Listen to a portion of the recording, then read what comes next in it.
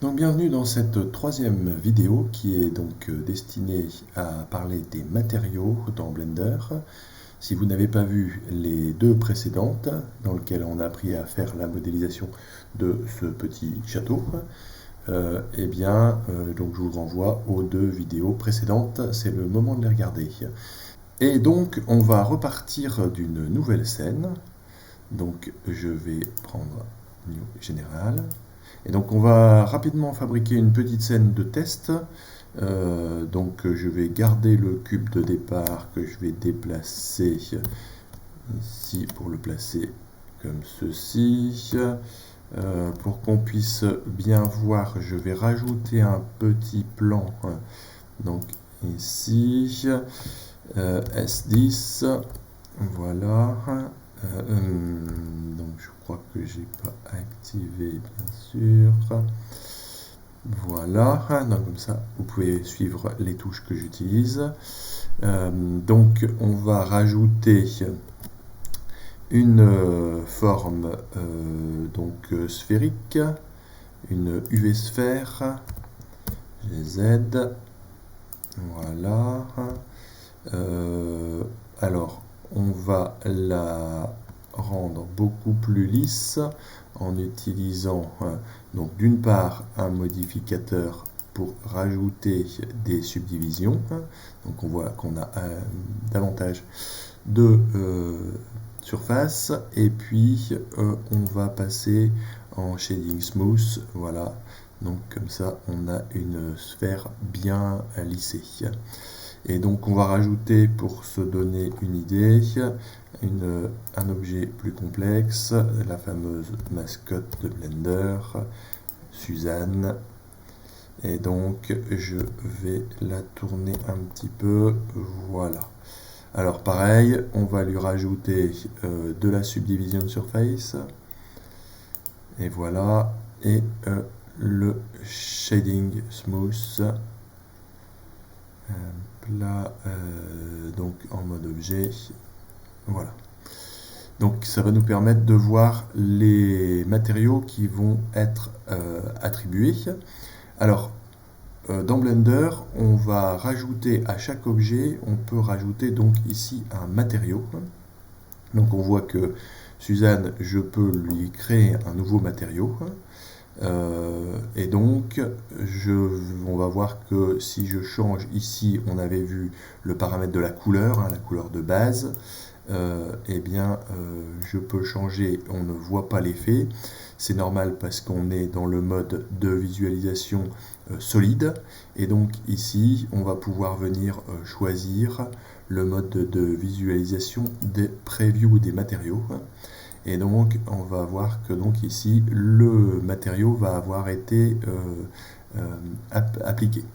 Alors pour qu'on puisse voir les effets sur différents matériaux, ce qu'on va faire, c'est que on va appliquer le même matériau donc ici à différents objets. Comme ça on verra un peu mieux ce qui se passe. Et donc on voit que le matériau est affecté ici dans le petit onglet des options, donc les propriétés du matériau. Donc on va utiliser le Principal BSDF, qui est donc maintenant le shader de base de Blender. En fait, ce shader a été développé pour, au départ par Disney, pour le film Le Monde de Ralph. Et ce shader a été recopié dans Blender, et il sert maintenant donc de brique de base pour les matériaux. Il sert aussi il a été conçu justement pour permettre l'export avec le logiciel Unreal Engine. Donc on va regarder comment fonctionne ce shader. Et donc on ne va plus utiliser les nœuds qui étaient utilisés auparavant dans Blender. On peut donc le manipuler ici directement dans ce petit sous-menu, mais on peut aussi utiliser le menu Shading ici, qui nous permet de revoir les mêmes vues, mais qui va nous permettre aussi donc de voir la sortie du matériau sous la forme du langage de nœuds, qui est utilisé, donc le Node Editor, qui est utilisé pour tous les matériaux de Blender, et donc on verra ce qu'on viendra connecter derrière ensuite à ce shader. Donc on va le regarder ici, je vais me replacer dans la vue donc de base, qui nous permettra de voir un petit peu de voir assez bien ce qui se passe. Alors attention, on peut aussi avoir une preview du rendu. Donc ici voilà ce que donne le rendu. Ça c'est le rendu avec le moteur temps réel qui est utilisé actuellement par Blender. On peut aussi passer sur un moteur photoréaliste, et dans notre cas ça va être utile parce qu'on va voir qu'il y a pas mal d'effets liés au moteur photoréaliste, et donc on va repasser sur Cycle ici, donc qui nous permet ici d'avoir un preview du rendu. Je repasse dans mon mode d'édition du matériau, et donc comme on a vu, la première chose c'est qu'on a donc la couleur de base, la couleur qui va être utilisée pour qu'on appelle aussi la couleur diffuse. On a pas mal ici de sliders qu'on va donc utiliser, et qui vont nous permettre de régler pas mal de paramètres. Je ne vais pas tous les détailler, mais le premier dont je vais parler, c'est donc le subsurface. Ce paramètre en fait va régler à quel point la lumière va se diffuser un petit peu à l'intérieur du matériau et interagir localement. Alors donc on va regarder un exemple. On va pouvoir ici, je vais prendre un exemple où je l'augmente au maximum, et donc on voit que à partir de ce moment-là, la lumière rentre dans le matériau, et cette fois-ci c'est la couleur de la subsurface qui est utilisée. Et donc on va voir, alors on le voit particulièrement bien sur les parties fines de l'objet, puisque dans ce cas-là on a un petit peu un phénomène de translucence, où la lumière passe un petit peu à travers le matériau. On va le voir d'autant plus si je place la source de lumière derrière mes objets. Donc je vais la placer ici, et donc là on voit que la lumière va passer un petit peu à travers le matériau et va venir éclairer des parties, et donc après un petit voyage dans le matériau, la lumière va ressortir. Donc si je reviens donc sur le mode de vue du matériau, je vais pouvoir donc choisir à quel point mon matériau se comporte de façon avec ce coefficient de subsurface. Ça c'est particulièrement utilisé pour tout ce qui est les matériaux organiques, comme les végétaux ou les animaux. On a pas mal ici de sliders qu'on va donc utiliser, et qui vont nous permettre de régler pas mal de paramètres.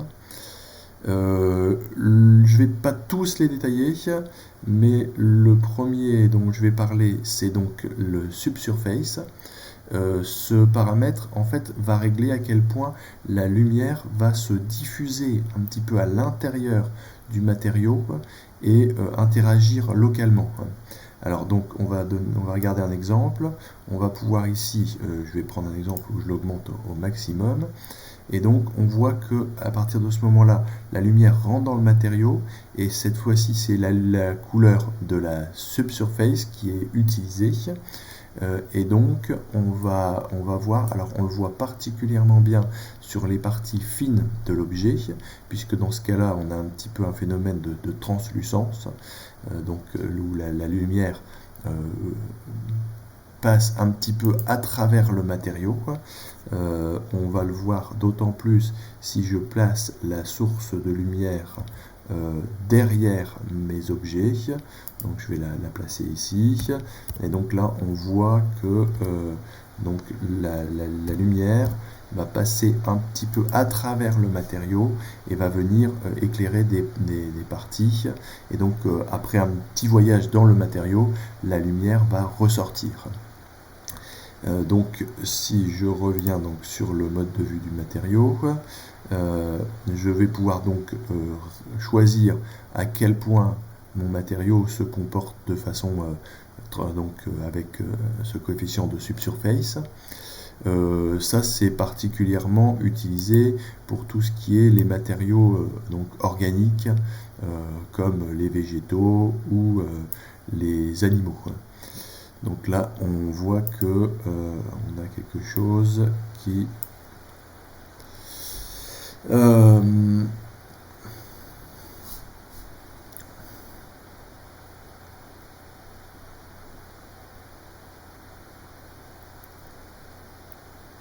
ça va pas.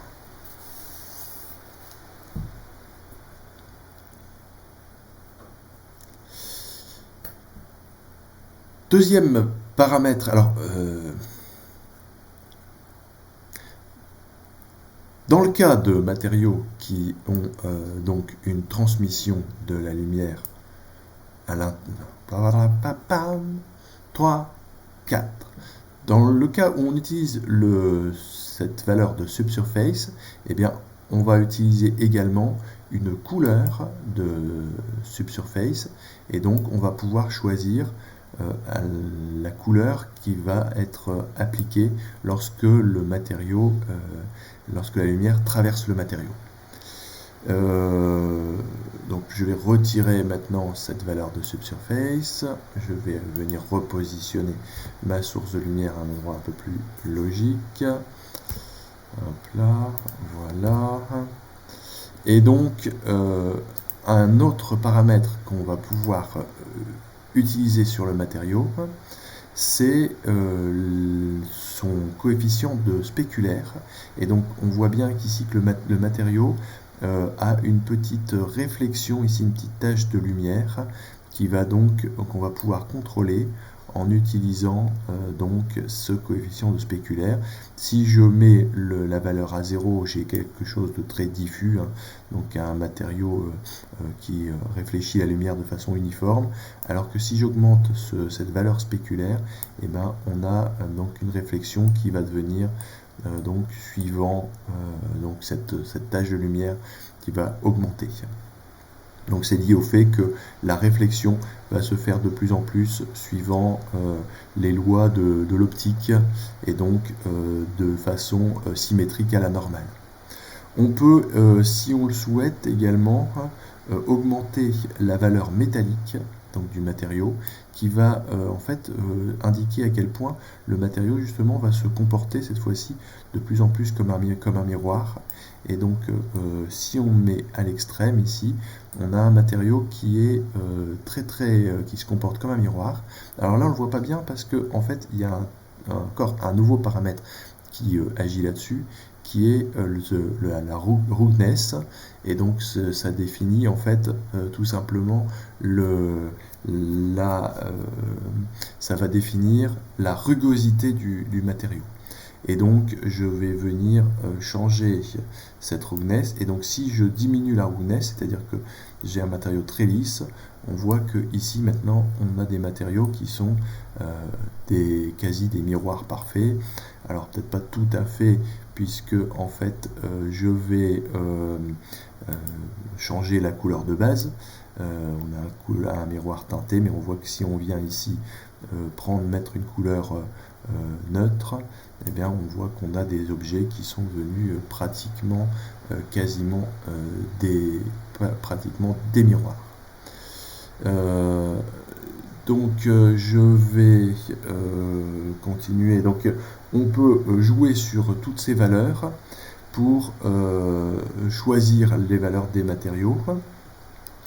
Donc si on souhaite quelque chose qui soit très réfléchissant, on va augmenter le métallique et le spéculaire.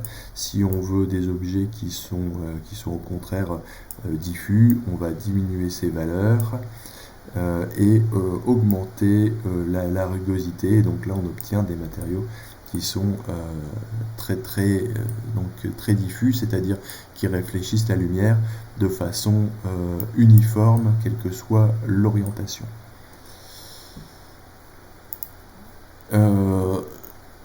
Donc, je ne vais pas détailler les coefficients anisotropiques, Shin et Clearcoat qui permettent de créer certains effets dans des cas bien particuliers.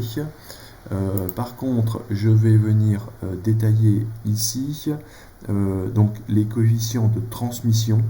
Alors, la transmission, ça va décrire à quel point la lumière va parcourir, mais cette fois-ci sans interaction locale, mais elle va parcourir le matériau. En fait, si on augmente la transmission, donc en fait, on ne le voit pas ici puisque j'ai une roughness qui est importante, mais si on augmente la transmission, eh bien la lumière va tout simplement traverser le matériau en suivant donc toujours les lois de l'optique avec donc un coefficient de réfraction. Et ce coefficient de réfraction va dépendre de l'indice du milieu, donc le IOR, l'indice of refraction. Donc ici 1,4 ça correspond à peu près à la réfraction du verre. On peut donc par exemple en augmentant avoir un objet qui soit un peu du cristal. Donc on va pouvoir de cette façon-là manipuler l'indice de réfraction. Si on voulait un objet parfaitement transparent, en fait, il suffirait d'appliquer un coefficient de réfraction de 1. Et dans ce cas-là, on voit qu'on a donc un objet qui est presque transparent. Alors comme il reste une petite couleur de base, on voit encore un petit peu les objets. Mais bon, c'est assez rare qu'on utilise ce genre ces indices de réfraction. Donc plus classiquement, on utilise des choses qui permettent de ressembler au verre. Donc voilà, dernier paramètre qu'on va voir, c'est le paramètre d'émission. Donc je vais à nouveau remettre à 0 la transmission. Et donc on peut choisir qu'un matériau va devenir émissif. Alors on voit que ça se fait au travers de deux choses. La première chose, c'est la valeur d'émission. On voit que par défaut, tous les matériaux sont émissifs avec une valeur de 1. Mais attention, ils émettent une lumière noire, donc ce qui fait que ça ne se voit pas du tout. Alors pour qu'on puisse bien voir les choses, je vais donc tout simplement venir donc supprimer cette source de lumière. Je vais mettre sa puissance à 0, on va garder la source, mais on voit qu'ici il n'y a quasiment plus de lumière dans la scène. En réalité, il reste un petit peu de lumière puisque dans les matériaux, l'environnement possède aussi une surface et qui elle-même est aussi un petit peu émissive. Donc je vais venir ici dans l'environnement, tout simplement mettre la valeur à 0 et là on voit que plus rien du tout n'est éclairé. Et donc maintenant, quand je vais prendre un matériau, je vais avoir la possibilité de le rendre lui-même émissif. Donc je vais choisir sa couleur d'émission. Et donc ici, je vois que si je mets 1, donc si je mets blanc pour la couleur d'émission, eh bien les matériaux se comportent eux-mêmes comme des sources de lumière. Et donc c'est particulièrement pratique pour modéliser des sources de lumière complexes. Donc on peut même s'amuser à venir augmenter l'intensité, donc pour avoir ici donc une valeur d'émission importante. Donc on peut jouer sur bien entendu tous ces paramètres, les mixer entre eux. Je vais revenir sur quelque chose de plus habituel. Donc on va remettre un matériau qui n'est pas émissif. Donc je vais rétablir l'éclairage par l'environnement. Donc ici, et puis je vais remettre ma source de lumière. Donc par défaut, elle était sur 1000 watts. Et je vais la replacer au-dessus de ma scène. Là, donc Z.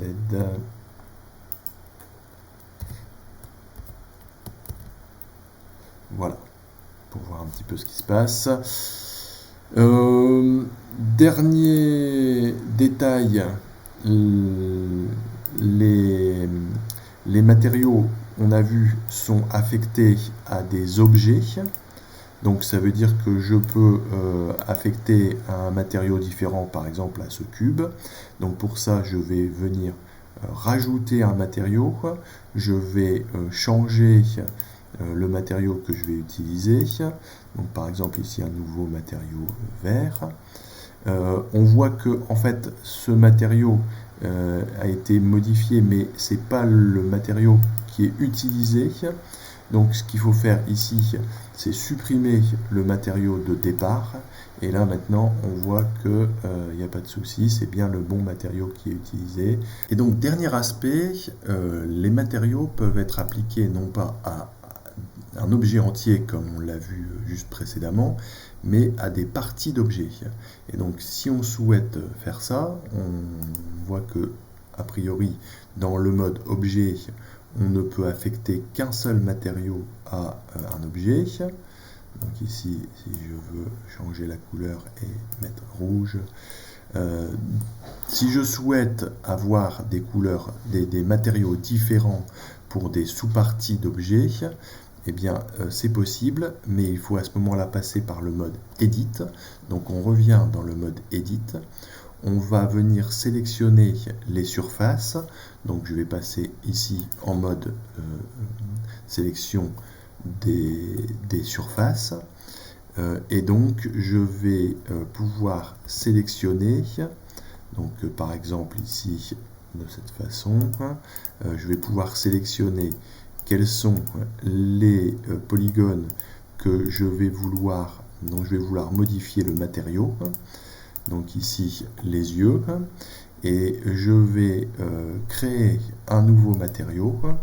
Donc par exemple ici ce matériau-ci, par exemple de couleur noire, et donc je vais pouvoir assigner ce matériau-là à certaines surfaces du mesh, donc du maillage.